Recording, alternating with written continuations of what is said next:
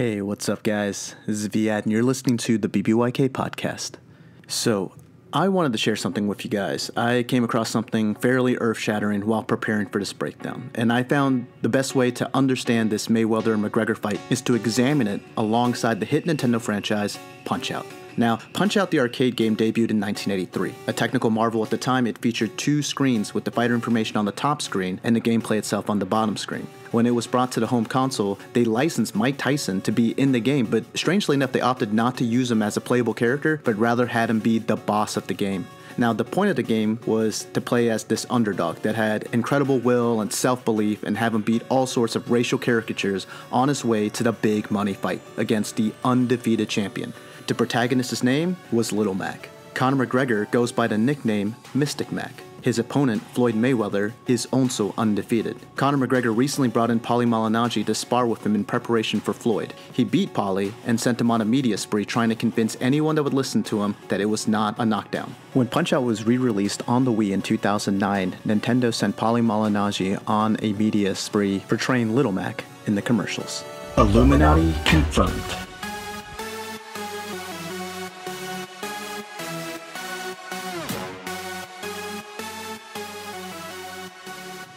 We have a fantastic one for you guys today. This is our McGregor-Mayweather special. We're going to cover the issue of the 8-ounce gloves. We'll also be checking out those Pauli Malignaggi sparring clips. And then we're going to break down the fight itself. And to close it all off, we're going to give you guys some tips on how you should bet on this fight. I'm joined by my two good friends and fellow fight consultants, Matt Two-Stripe Alexander. What's up, Matt?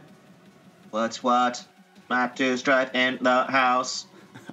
All right, and then we got David BC Bridges. What's up, Dave? What's happening, y'all? I am currently on the Jersey Shore, so GTL all day for me. Yeah, why don't you have a good time over there? All right, guys, let's get right into this Maymac fight. We've had a lot of stuff go down in between, well, when it was first announced, and now we're going to start with like the most recent news. We know there were rumors, well, not rumors, we know that they both petitioned to get 8-ounce gloves, and now we see that it's been approved. We're gonna go with 8-ounce gloves. So I'm gonna start with you, David. What do you think about this? Does it matter? I mean, in the grand scheme of life, 2 ounces is not much, but I guess when you're punching someone in the face, 2 ounces can make a world of difference. I mean, if you drop down to, I guess the UFC is 4 ounces, so it's closer to Conor's world. But at the end of the day, I have a hard time seeing it actually make that big of a difference. I mean, I guess the Nevada Athletics Commission allows 8-ounce gloves for boxing matches, I think below 147 pounds, if I remember correctly. That's correct. And this fight's at 154, so that's a 7 pound difference in the man. That's 2 ounce difference in the glove. Hold up, Dave.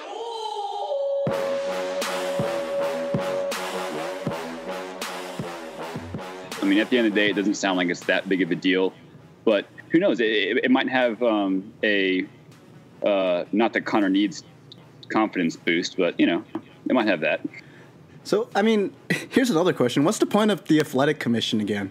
Here are our rules. This is what's safe. A guy that is this much weight and can generate this much power must wear these gloves, unless there's a really big money fight. I believe the Nevada State Athletic Commission's only role is to keep John Jones from fighting. Diaz 125. Yeah, that too. All right, man. I'm going to ask you the same question. What do you think? What do you think about this news? I think it favors Conor. Not sure by how much or if it's going to make that big of a difference, but it will at least help a little bit when he's trying to punch through Floyd's guard, when Floyd isn't just dancing around him and making him miss completely. Might play a factor into how they clinch, but I don't see it as being that big of a deal. I think it is a big deal. Like you pointed out with the MMA gloves, it's like that's half the weight of MMA gloves. It matters. There's a reason why we have these things put in place. There's a reason why there's these safety measures in place.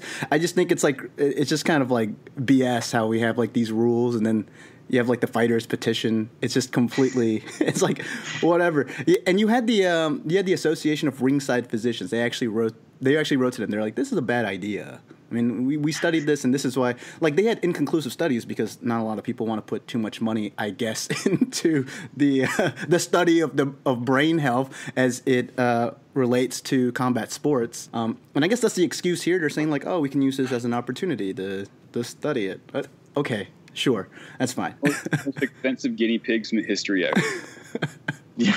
All right. I think what it comes down to, I think that it does make a difference. But I think what's more important than that, well, there's the mental aspect of this, and I kind of want to get into that. Floyd kind of like opened the door to this when they were doing their world tour. He was like, hey, man, you want to do 8-ounce gloves? Let's do 8-ounce gloves. You want to do 4-ounce gloves? Let's do 4-ounce gloves. And like, Conor was like, nah, you do not want that. And then they kept pushing it, and then Floyd petitioned for it, Conor's side petitioned for it. Conor was really excited about that. It looks like Floyd wants to give him what he wants. I don't know if it was agreed upon beforehand, but I don't know if Mayweather was that hesitant. I think this was something that maybe he had in his back pocket. I mean, look, it adds intrigue to the fight, right? It's going to put more eyeballs on the fight.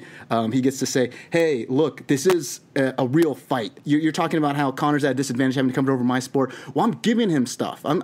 You want 8-ounce gloves? We'll give him 8-ounce gloves. And this helps out both sides. I think if you're a Mayweather fan, you're going, look at this. He's giving Conor everything he wants, and he's still going to beat him. And then if you're a Conor fan, you're like, oh, this is huge. If for a power puncher like Conor with 8-ounce gloves, he's going to smoke Floyd, right? So I think it helps both sides. It helps sell tickets. I think that's probably what's most important. If Conor's going to be able to punch faster and harder with 8-ounce gloves, I mean, so is Floyd. It helps out both of them. I guess it is to be seen who it's going to help out more. The narrative is the power puncher. That's who it's going to help, right? So Conor being the bigger guy, the power puncher going down in glove ounces. That's gonna favor him. We'll see. But I think either way, I don't know if it was that big of a deal for Floyd, or maybe it was. I don't know. But if it was a big deal, it's not from a combat perspective. I think maybe the crazy, out of this world historical numbers that no one has ever seen before may not quite be there. And maybe this is yet another thing that can help drive up that revenue that will get even more people to pay $100 to see this fight August 26th. All right. Next thing I want to talk to you guys about, and like I said before we even started the show, it's kind of funny because I felt like everyone in the combat sports community has they have some video. They've asked their mom, grandma about this. What is it? 12 seconds? I don't even know how long the clip was. Not very long. Of a 12-round fight a sparring match between Pauli Malignaggi and Conor McGregor. Pauli has been doing a world tour of sorts, going on to every single show, trying to tell people his side of the story. From his perspective, he kind of got set up. Having listened to sort of what happened, it's like, yeah, he did get set up. That's unusual, right? You don't go and do 12 rounds. That's not really something people do when they bring in sparring partners. Usually you do it where you swap out guys, so you have fresh guys giving them different looks. Then you have the same guy kind of going through it, so he has to kind of push through. The main fighter gets to work on his conditioning, and you don't completely destroy a sparring partner who's probably not in condition to go 12 rounds, as Pauli clearly was not. So I'm going to start with you, David. I know you tweeted out, not a push. So first question, knockdown, push down. It looked like a knockdown to me. I mean, granted, I only watched the 10-second clip or whatever it was, but it looked to me like Conor hit him with the left, and then as Pauli doubled over, he clocked him with a right hook to the head. I didn't really see a push in there at all. I mean, it looked like a clean left followed by a right hook. So not a push in my book. Hashtag not a push, Conor Dave. Matt, what do you think? Definitely not a push, but wasn't as dramatic as I thought it was going to be. I thought it was going to be like a Lee moment, boom, flexing over him. I was actually kind of disappointed. I mean, if anyone's seen Rocky, which I would assume most of our listeners have seen Rocky, we all know that people named Paulie don't know how to box. Yeah. Chumps. But they're loyal friends, Dave. They are loyal friends. Why would you bring in a loyal friend to skunk them like that? Just make them look bad. You bring in an out-of-shape guy, go 12 rounds, and just beat the crap out of him, and then send clips of it on the internet. Like, you're a bad friend, Rocky. Look, again, I think this helps sell the fight. You get to see him actually do this to a guy who comes from that world. This is a boxer, legitimate boxer, a world champion. I mean, yeah, out of shape, retired for sure. But I'm not saying Mayweather's out of shape, but also retired. So it at least shows that, hey, Conor has some skills and maybe he belongs here. I'm going to go with Matt on this one. I do not think it was a push down, but I also I don't think it was a knockdown either. I saw this video where the guy kind of broke it down frame by frame. It was the second shot. You're talking about the counter hook that cleared the back of his head. You can see the glove go around, and as he pulled it back, he kind of brought his other hand down. I think that's what Paulie is saying is the quote-unquote push. It kind of just looked like Conor was doing what he was doing for the rest of the clip, which was kind of manipulating him once he got in close, made sure he was held down, uncomfortable. And so I think him pulling that way and then Paulie kind of going the other way, that made him fall. I don't think that it was a knockdown, but it looked like he got him pretty good to get him to the point where, he would react like that. He was off balance. So, with the rest of the clip though, there was some stuff there that I think is kind of telling at what Conor is trying to do, at least strategically. Some of the tactics that he might use, it looks like, as we sort of speculated, that this battle may be won and lost a lot within the clinch and how he's able to manipulate Floyd there. If you watch that short clip, where a lot of times you're not allowed to put your glove and hold onto the back of the head like that, but it did seem like he was kind of doing that Thai clinch, holding Paulie down, hitting him with like short shots, not really anything that's going to hurt Paulie. Wouldn't be something that would hurt Floyd in the fight, but maybe something that could annoy somebody, make them act a little bit differently, be uncomfortable, and then allow him to set up some power shots. So I thought that was, there's not a lot you can take. That's a 12-rounder, and I think the clip was from the 12th round. I don't know how much we can take from that, a guy that's out of shape. But again, that's going to add so many more eyeballs. And I think Paulie, I don't know if this is just like him doing his thing because, I think his feelings are hurt. He wanted to go and legitimately wanted to help out Conor. And then he feels like Conor kind of did him dirty like this. Unknowingly so, I think he's just helping build even more hype for this. So, especially by saying that, like, oh yeah, he actually like was running and trying to get in shape for like the second time they sparred. I think that just builds up Conor's credibility. All right, so this is a guy that's doing this, and Paulie's obviously no joke. He is a boxer. I mean, retired or not. And then according to Dana White, this was a butt whooping. And the UFC has said that they're going to put up the rest of it, which would be really interesting. Maybe that's part of like the pay-per-view package. Actually, I think they did today. I was not able to watch it, but I'm pretty sure it's up. Oh, the entire fight? I think I saw it on SureDog. Interesting. Everything's getting leaked these days. The rest of Game of Thrones has been leaked. HBO Spain, and it's really funny because I guess it was leaked over in Spain, and nobody could upload it because apparently nobody in Spain knows how to use the internet.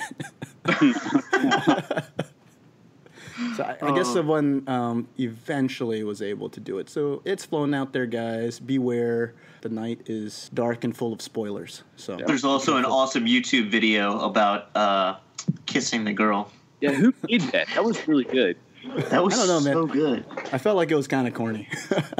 All right, guys, let's just get into it. Let's talk about the actual fight. David, I'm going to start with you. What do you think is going to happen? I believe that I believe that Floyd will ultimately win by decision. But I mean, so let's look at it this way. It's a 12-round fight, 36 minutes in the cage. Floyd only needs to win 7 of those 12 rounds. Floyd's arguably the greatest defensive boxer in history. And Conor is a forward pressure fighter, let's say. So Conor will be, coming at Floyd, presumably. But Floyd has made an entire career and gone 49-0 of making people miss and making elite boxers miss. People who've been playing this sport at the highest level, essentially, for their entire careers. Will there be moments that, Conor makes it look like Floyd's in trouble? Most likely. I would say yes. He has the power. He has, legit speed and incredible timing. but it's Floyd is the arguably greatest defensive boxer of all time. So he only has to win those 7 rounds, and those 7 rounds that he wins probably would be pretty boring, honestly. But if Conor can take 5 rounds, those are arguably some very exciting rounds. So it's tough to see a path to victory for Conor in the grand scheme of things. All right, fair enough. Matt, I know that you're a Conor fan. You actually do like his chances in this fight. I'm going to get to you in a second. First, I want to bring up something that I saw, and this is a fight analyst by the name of Robin Black. He's been on our show. I absolutely love his stuff. He tries to go out of the box with a lot of his analysis, not necessarily breaking down the fights. In fact, he thinks, or as he said on our show, he thinks breakdowns are kind of bullshit, or rather, so 2013 or whatever, which is what we're doing right now. But he likes to look at the mental aspect of the fight game and also kind of put things in different terms. So one of the popular things that he's been bringing up going into this fight is that we're not trying to become a boxer. We're just trying to beat a boxer. And so he's saying we need to be a little bit more loose with the way we look at the term boxing. Boxing isn't a set of punches. It's not jabs and hooks and straights and footwork and gloves and all this stuff. It's just a way of fighting within these certain rules, and then there's different things you can do to exploit it. I want to bring up something that he brought up that I found really fascinating. And this is the concept of disruption, that disruption always comes from the outside. And he brought up Airbnb and Marriott hotels. He said that Marriott should have been the one that invented something like Airbnb, but instead they were too busy with the micro to look at the bigger picture and see how to actually get to this entire other section or other demographic of paying customers. And then he also brought up, I think, a maybe better example, a taxi versus Uber. I think it's a good argument. I think there's flawed application here. And this is not to say that I don't think Conor can win, but I don't think that this is going to be why. I think if Conor beats Floyd, yeah, it's going to be something surprising. It's going to be something where he zigs when Floyd expected him to zag, catch him with something that he is not accustomed to in a normal, typical boxing match. It's like the Trojan horse worked out well for Menelaus that one time, but it's not like he would have used it again in, like, say, Troy 2. He's not going to hit him with something or do something that we're going to go, we need to completely rethink the institution of boxing. I think that's maybe the difference I see with the way Robin's looking at it. I think if he does something or maybe has some success, it's going to be something like what Maidana did, and he made it a little uncomfortable for Floyd. He was able to go in there, win some rounds, make it look close, turned it into a fight that favored his fighting style, and was able to take it to Floyd. I mean, Floyd ultimately won that first fight, came back, rematched, and then completely wiped the floor with him. So I think if he does win, it would be something like that, where he did something sort of surprising. Floyd didn't get it, but not something that, like, other boxers are going to go, yep, you changed the game of boxing forever. This is the way we'll have to fight. And I think as far as, like, the Uber and taxi comparison, sure. But, like, you're confusing the institution for the person. I think, sure, Uber, it's a greater idea. In fact, I use Uber almost exclusively for work. I don't know the last time I actually called a taxi. But that is not to say that I don't think that the taxi driver, the best taxi driver, is not better than the best Uber driver, right? In fact, I think my best cab drives were from people that were formerly taxi drivers that now also ride for Uber. They know how to do their job better. They've done it for a longer time. I think that maybe if you can borrow some stuff from MMA as a whole to improve yourself as a boxer, it's not applicable when it's coming to comparing the zenith of the sport, the highest of the high, the best versus the best. That's something different. I think a lot of that also has to do with coaching. They've had a long time to perfect how to coach somebody in boxing, a lot longer than MMA. I think a lot of his examples of how, look at how people disrupt MMA. Gracie came in and, like, beat MMA with Brazilian Jiu-Jitsu, and then guys came in and beat Brazilian Jiu-Jitsu with wrestling and ground and pound and stuff like that. And I get that, but that's completely different. It's because MMA is young, so you're talking about stuff that, like, yeah, okay, but, like, let's talk about MMA hundreds of years from now. The way that we're talking about boxing. I mean, prize boxing, the way that we talk about it now, we went with Queensberry's rules back in 1866. Amateur boxing became part of the Olympics in 1908. Modern boxing takes a lot of its history from back to ancient Greece. So we've had a long history of boxing. Coaches have had a long time teaching boxing. They've gotten really, really good at it. And to David's point, nobody has shown that better in recent history than Floyd Mayweather, the best modern age boxer, who I would point out statistically has actually gotten better as his career has gone on. This is not like a Georges St. Pierre where, okay, you have two guys that kind of like to fight safe. People might accuse them of being boring fighters, but Georges St. Pierre, as his career went on, started taking more damage, was starting to get hit with more stuff than we saw him get hit when he was in his prime. Not the case with Mayweather. As his career went on, his defensive metrics actually improved. He got better. I know he's 2 years out, but I'm with David. Until you could show me that Mayweather's lost a step inside the ring, I'm expecting a very freaking good Mayweather to be stepping into the ring with McGregor come August 26th. All right, I know that was like a long, a long thing. I just wanted to get that out there. Matt, I want to ask you now. What are your thoughts on this fight? What do you think is going to happen? I think in round one, Conor comes out with a tornado overhand left. Because illegal, and he forfeits 90% of his purse. No, only if you pivot one way, I think. Only spinning back fists. I think you can pivot positively. Okay. You can't spin. You can't do a full spin, but like something like a Superman punch, sure. Yeah. Which doesn't make sense. People are like, "Oh yeah, Conor can throw Superman punch." It's like, why? Why? There's no kicking. There's no kicking. He's not. What is Floyd going to be like? Bracing myself for a kick that will forfeit 90% of your purse?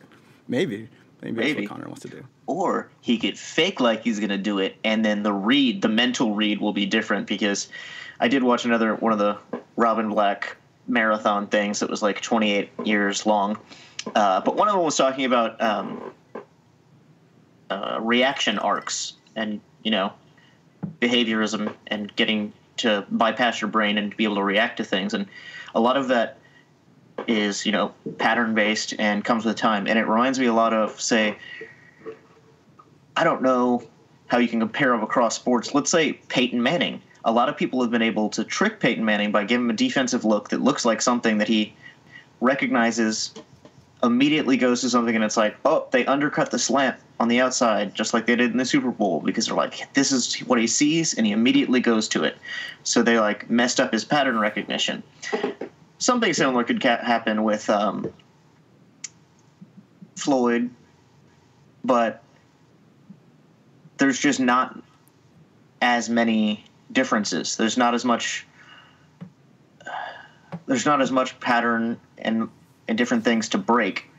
So they're like, oh, he's going to come in and show Floyd something he's never seen. I don't think that's possible. There's only so many different ways like your arms can move, like the human body can move. And he's only going to be hitting him with his fists under a certain rule set and in a certain space.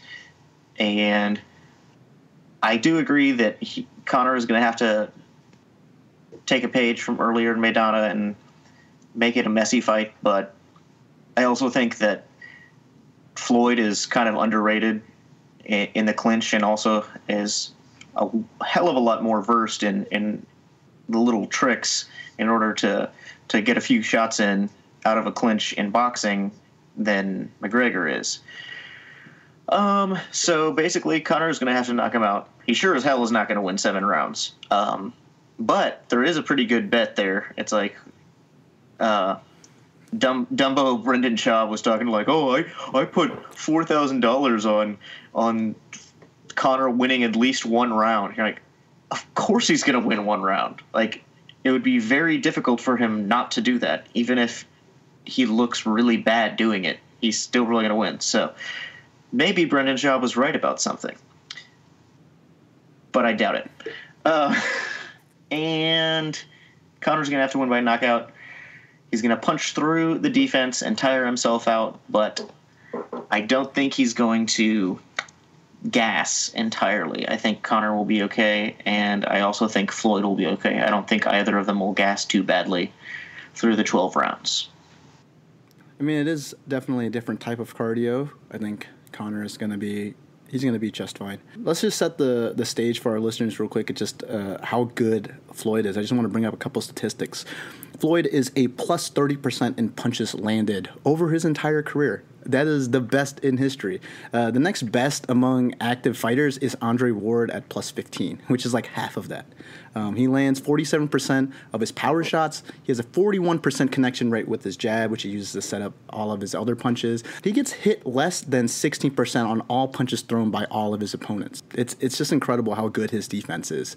Truly a wizard. He's been knocked down officially one time in his career. That was to Carlos Hernandez after he broke his hand on Carlos's face. The knockdown, quote unquote, in the Zab Judah fight in 2006, widely regarded as one of his tougher fights. That did not officially count. The guy has incredible footwork. He stands there in his Philly shell. So now I'm going to ask you, David, what is something that Conor can do to penetrate the Philly shell defense of Mayweather, which has just really flummoxed all of his opponents up until now? Right.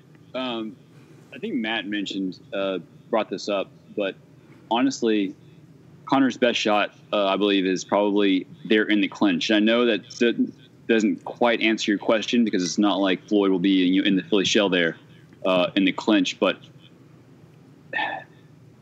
that shell has been basically impossible to penetrate throughout Floyd's career. So I think getting into the clinch and dirtying up the fight is Conor's best shot.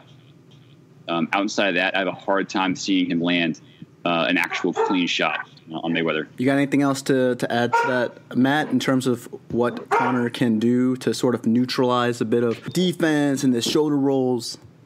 Well, it can't throw elbows, so maybe it might come down to positioning too, not cage control or whatever the hell they call it, ring control if you're in the ring, but trying to back him into a corner. And it also depends on how he approaches it strategically in the earlier rounds, because obviously by the later rounds he's going to be pretty far behind and have to win. But say they're even on the scorecards, he can do something like make Floyd come to him, not fight so aggressively and offensively.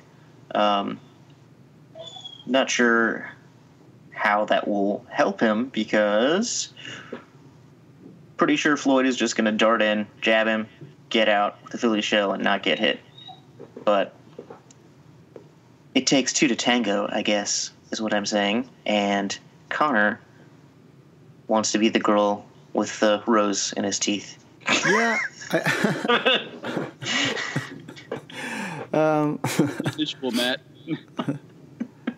Dan Hardy brought this up in one of his breakdowns, numerous breakdowns going into this fight. I would highly recommend our listeners go listen to him. Dan Hardy he's awesome to listen to. He really breaks things down very well. Probably one of the best in the biz to do it.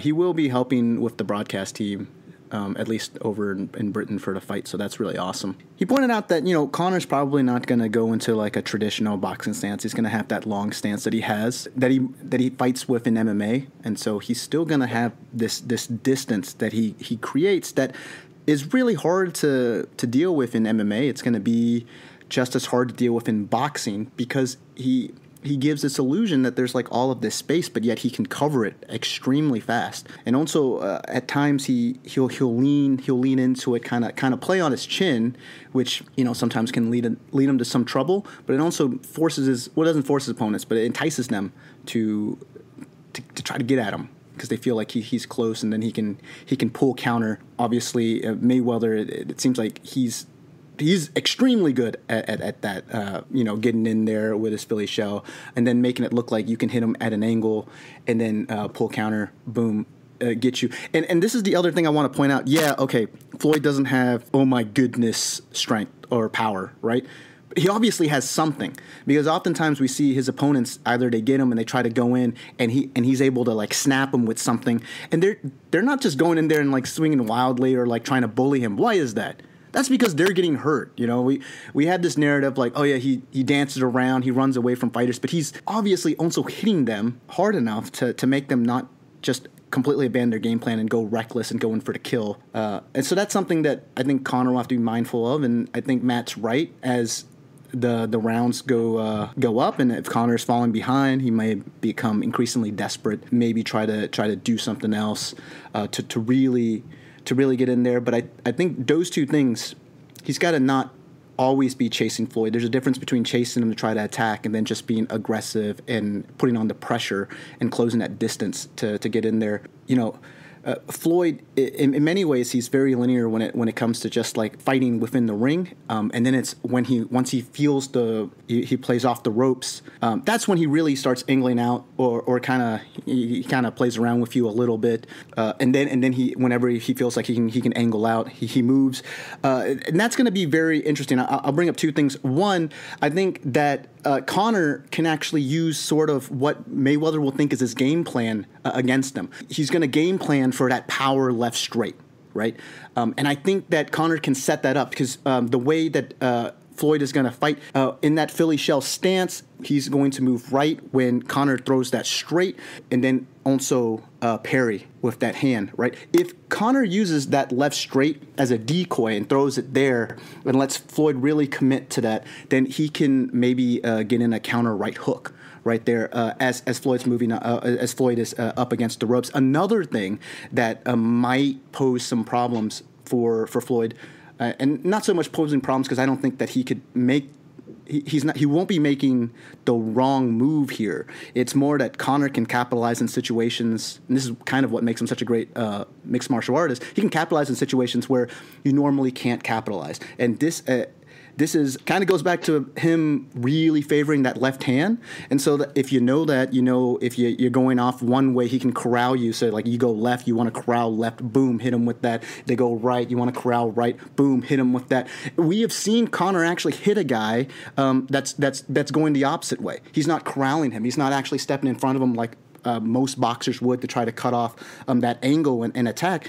He's actually throwing that punch across long ways. And it's a combination of him being a long fighter, and then, as some people pointed out, the way he punches, more like a pitch than a punch. It kind of throws in over. He's okay with overextending. So we saw Chad Mendes against the cage. Chad actually went away from his power hand. Conor was actually throwing from the opposite side. It wasn't Mendes moving into his power shot. He was moving away from the power shot, but Conor was able to overextend into it and get him. So that's something that Floyd's going to have to deal with. That's just not what boxers instinctually do, and it's something that you really not. I don't think mixed martial artists instinctually do that either. I mean, you can also kick, and that gives you more range within mixed martial arts. But I think that's something that Conor does. It's very unique to Conor, and that's something that he can catch him with. Another thing that you guys brought up, and I think that that's absolutely correct, is I think the clinch is going to be key.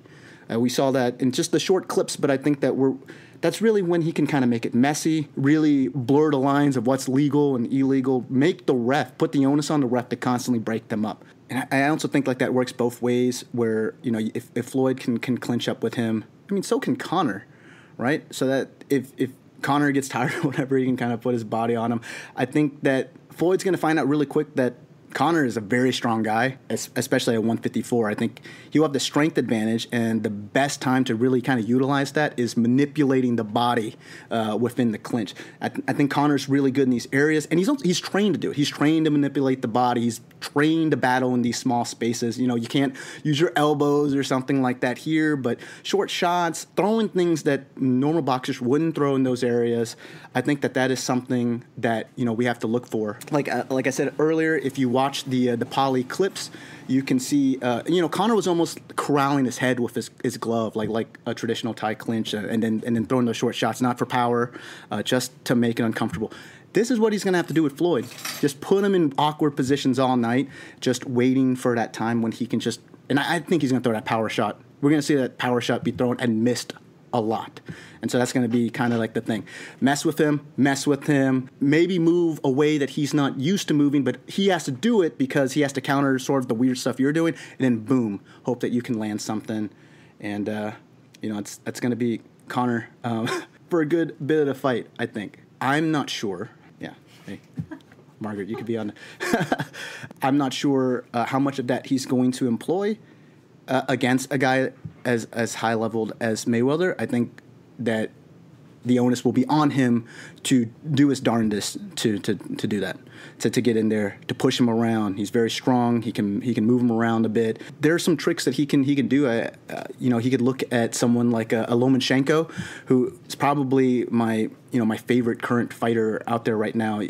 absolutely brilliant. He does a good job of just crowding his opponents, making sure he takes away their space, uses his shoulders and his gloves to keep his opponent's gloves down, and forces his opponents to really move away to be able to set up their own stuff. So they're kind of in prime hitting territory with their gloves kind of down in order to go back and set up their boxing stance, or they're taking a lot of unanswered short shots while they're kind of in that compromised position. One last point I will bring up when they're in that clinch position is that Conor is going to be more used to that. So when, you know, a boxer kind of has their arms down, you see them struggling, they can't move their arms up, and they're waiting. That's kind of like in their head. All right, we're here. It's almost like an agreement. Okay, ref will go. Here we go. Break up.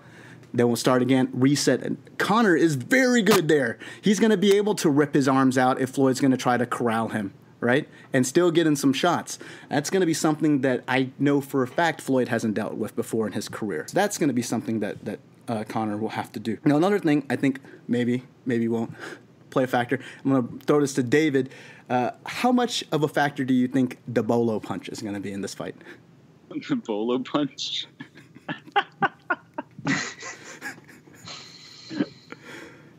Oh man, I really hope that's the first shot that Conor throws. Just no setup. Right, no setup. Just go for it. Just go for it. Like, do you think he'll do it like Creed style, like Apollo Creed, like really like 1, 2, boom? It's gonna be the only punch thrown in the fight. It's gonna be end 10 seconds in. How awesome would that be? Actually, there is a prop bet for that. Really? I want the over under on bolo punches. What's the prop bet for over under bolo punches? Actually, I don't know if there is a. I doubt there is a bolo punch prop bet. 15.7. Look, all I know, 15.7. Look, all I know is that everyone saw the video of Conor with his shoulder flexibility video. I mean, you know, Floyd is quaking in his boots right now because look at that. Look at how awesome my bolo punch is. Look at the flexibility of my shoulders. I'm going to hit you with that. I actually do think that it can play a factor. It's really good when you can manipulate somebody and have them lean down, which I think that he can get Floyd to do quite a bit, especially if he's trying to go under his power shot, which we saw Paulie do in his in the short clips. And what Paulie was doing was technically the right way. He made the right read, obviously too slow.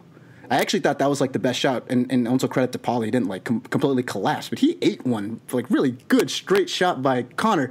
I don't care if that's a good boxing punch or not. That was a very, very powerful shot, very, very good shot by Conor, and Paulie was trying to react the right way.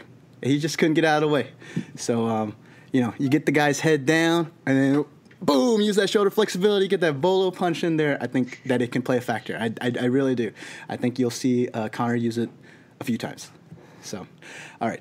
Now we're going to get to David's wheelhouse. We're going to be talking about betting real quick. David, how should the people bet for the fight? So when this fight was officially announced, the odds opened. Mayweather was as high as minus 2250, and McGregor was at plus 950. So those are some crazy, crazy, crazy odds right there. As of today, Floyd Mayweather is minus 450, and McGregor is only plus 325. So the odds have closed to a significant extent in McGregor's favor. And to put this into perspective, hold on, I got to find my notes again. Okay, to put this into perspective, the odds on Mayweather winning the fight provide better value than every single Mayweather fight except for Pacquiao and Alvarez, all the way back to 2011. So in the past 6 years, these are the best bang for your buck as far as betting on Mayweather is concerned, which is absolutely insane. The fact that he's fighting a guy who's never boxed professionally ever, and he's getting these kind of odds. Like, it really shows the public's their interest in this fight, and also their belief that Conor has more than just a puncher's chance. It's absolutely insane. So the fact that this is Mayweather's, best bang for your buck. I mean, throw some money on Mayweather. Seriously, just do it. Now, there are a lot of really good prop bets as well. One of my favorites is, will Lil Wayne wear a shirt during the walkout? And no. Easy money. Well, actually, no is plus 160. Easy money. Really? I mean, come on, jump on that thing. Anyway, I do plan on writing an article on this. I will probably focus a lot on the prop bets because there's some really good stuff in here. All right, guys. So, yeah, you definitely want to keep an eye out for that one. And David does this for basically any major fight, mostly for the UFC, but I'm sure you're going to be doing one for the really awesome Triple G Canelo fight that's going to be happening in September. So, yeah, definitely stay tuned to brosbros.com for that one. I'm going to have to agree with my man David here. Now, I do defer to him in terms of advice. The guy is the expert. But when this thing was first announced back in May 2016 and they finally put out an official number, Mayweather was he was a minus 10,000. So that's how crazy it was. They had to adjust it. I think when they officially announced the fight, like you pointed out, it was minus 1,000. So now you're saying it was minus 450. Right. I think one way someone pointed out, they were like, look, if you just go with what most people are saying, just the wisdom says that you should go with Floyd here, one of the best boxers of our time, versus a guy that's never boxed before. And if you do that, think of it like this: even your most aggressive investments, could you imagine putting down $10,000 and getting a 20% return in one night? So, or any amount of money. So that definitely you got to put your money down for Floyd. To make a case for Conor, you got the puncher's chance. He's very, very strong. He's very young. You got a guy that really believes in himself. And I got to say this, man, the reason why that number is so low to begin with is the casual bettors. Big money bettors are always going to go with Floyd Mayweather for good reason. That's the safe bet, and like I said, a 20% return on a big money bet is that's incredible. But you look at it from the other side. What are your casual fans going to bet? What are the guys that are throwing a $20, a $50, $100 on the fight? What are they going to put? They're not going to put down $100 so that they can win $20. They want to put down $100 so they can win like $700. That's what they want to do. That's what most casual fans are doing. That's how you're building up that number to make it so close. And I think that it just makes sense. It's a little bit more fun if you want to do that. If you're going to be putting down big money, you're a high roller. Yeah, listen to David. I think if you're having fun, listen to me. Bet on Conor.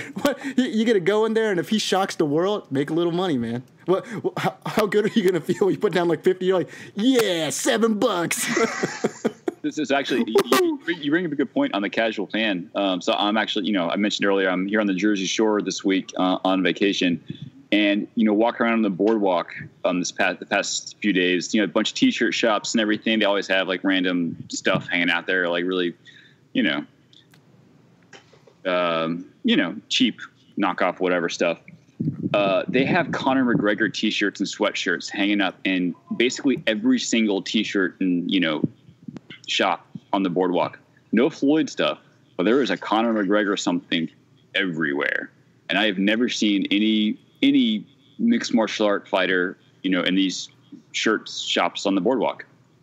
But that's just whoever owns those stores is putting money on Floyd, and they're trying to get a better return. Yeah, man. They can't play that game. They got to make the smart money. Even Jersey Shore. Guys, I think that about wraps things up. I'm going to throw it to you, Matt. Do you have any closing thoughts on Mayweather-McGregor? It's crazy. It's a circus. And Conor has never fought boxing before. But if anyone on the planet can find a way to beat Floyd while having no boxing experience, it would be Conor McGregor. So if for no other reason, watch it because of that. Because we all know that MMA is the real combat sport, right?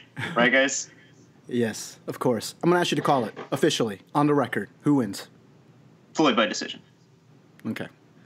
David, any last thoughts on the fight? I agree with Matt that MMA is the real combat sport. The baddest man on the planet is John Jones, not Floyd Mayweather. And yeah, I can't believe this is a week and a half away now. Like I feel like the summer flew by, and all of a sudden we're actually here. Almost August 26th. Almost going to watch this huge spectacle. And I think the closer we get, honestly, the more excited I get. When it was first announced, I was, I thought, oh boy, this is, just one big show, money making, venture, not a real fight. But the closer we get, honestly, it's like the fanboy thing starts popping up, and I'm getting more excited. Yeah. I'm sorry. And you made your official call? Floyd Mayweather by decision. Floyd Mayweather by decision. I like it. Not very sexy. Conor wins 2 rounds. Conor's going to win 2 rounds. Yeah, it's hard to really go against Floyd. I think that the narrative, and look, you watch his fights, there's a little bit of that. He does deserve a little bit of that. I think you make an MMA analogy. Right now, the current welterweight champion, Tyron Woodley, he also has a style that isn't exactly fan-friendly. Unlike Mayweather, he doesn't have a... he doesn't have a separate promotion. The association that he fights in is owned so the people that promote him, and they weren't very happy with his performance. And so that's kind of a tough situation for him. I think we're going to be going into a lot of that stuff in a future breakdown because I find it very fascinating. But, Mayweather shows you can be a boring defensive fighter and be the most well-paid athlete in the history of combat sports. So he's doing something right. I think that, we should really appreciate this. You're really watching like a legend that's going to be in the ring. So really appreciate getting to see him step in there again. We didn't think that was going to happen. So how cool is that? We get to see Floyd fight one more time. The guy has just an insane work ethic. I remember listening to a Freddie Roach interview when they were talking like a year ago, when people were still going, yeah, right, Conor versus Floyd, no way. And he was kind of feeling the same way. He thought Conor would get his butt kicked. But he was talking about how when Floyd was doing Dancing with the Stars stuff and he was in L.A., he would ask him, hey, can I borrow your gym in the morning? Because, I have to do all this filming during the day. I guess early mornings, like between 1 and 7 a.m. And he was like, Roach was like, yeah, sure, whatever, you can go in. And he said, his people were there. They were there at 1. They went hard until 6, and everything was always clean and put away. I just put that in perspective. This guy has to film between 9 and 7. He did all of his filming obligations for the show and was still able to go put in 6 hours at a gym every single day at a different gym, not his gym. That just shows you the level of dedication the guy has to his craft. So really, guys, fight fans, I don't care if you're a boxing fan, combat sports fans, really enjoy this. I hope that we don't have to say this for MMA fans, but do we have to kind of enjoy this for Conor McGregor too? Because I don't know how many times he's going to fight left now that he's making $100 million to do a boxing fight. I don't know if he wants to go back to that other stuff where you got the real fighting, you got the choking, you got the kicking, all that stuff. It's a hard life. MMA sparring that's pretty tough stuff. You see how many fights get canceled because of injuries that happen in camp. That's a hard life. So, I hope we don't have to say that. I hope, like he said, he's true to his word, and he will go back and defend his belt over at the UFC. I like Conor. I like to see the underdog. So I'm going to call it for Conor McGregor. I think he's going to finish Floyd in this fight. I think he's going to figure out a way. So, what round? I think he said within the first 4 rounds. I think that's right. I think if it goes past 6, I think it's one way or the other. It goes 6, 7 plus. I think it favors Floyd. But man, I really do think he has a shot to shock the world. A really good one. Well, that's my official call. So that's it for our May Max special. We are going to. I think we're going to have maybe one more, if I can get these 2 guys to join me again next week after we get a little bit. Hold up, Viet.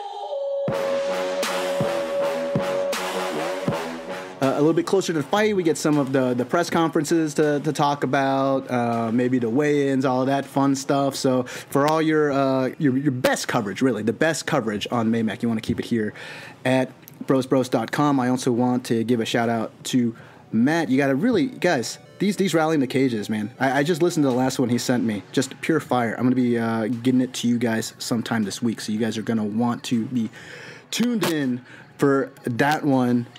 And for the latest and greatest of all things BBYK in general, why don't you guys hit that subscribe button if you liked our Maymax special? Why don't you give us a thumbs up? We really appreciate it. You guys may have noticed we're back on iTunes now, so you guys can check us out there. And what do you guys think? Do you think that Conor can pull it off? Do you guys agree with me that Conor can shock the world, or do you think that Mayweather's going to take this one? We'd love to hear from you guys, so why don't you tell us in the comment section below, or you can tweet them at us at BrosBros. And until next time, guys, we are the Bros. You know.